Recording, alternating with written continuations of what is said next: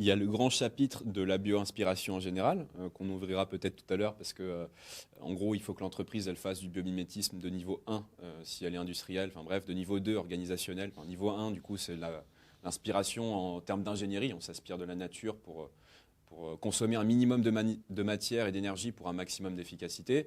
Niveau 2, biomimétisme organisationnel, on y reviendra, c'est passionnant parce que ça rejoint énormément, enfin voilà, c'est vos voix et vous.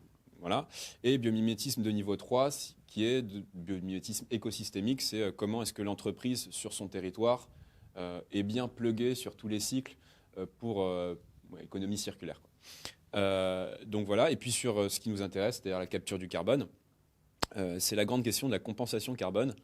Très rapidement, quand Air France vous vend un billet d'avion neutre en CO2, ça veut dire quoi? Ça veut dire que, en fait, ça veut rien dire.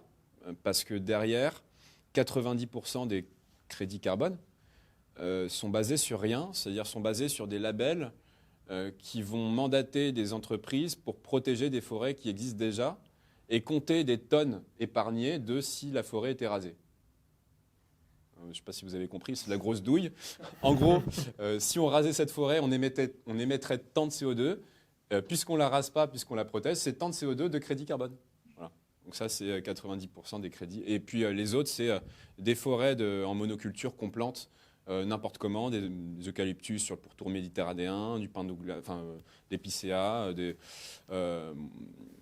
qui sont des monocultures d'arbres qui poussent très très vite, mais qui sont les premières à flamber et à se faire dégommer par des parasites style scolite ou bostridge en Europe centrale. Enfin, je ne vous fais pas le topo, mais ça, pour moi, c'est une forme de géo-ingénierie. C'est-à-dire que dans la nature, vous n'avez pas de monoculture. Donc, à partir du moment où vous plantez qu'une seule espèce d'arbre, bah, c'est un peu très artificiel.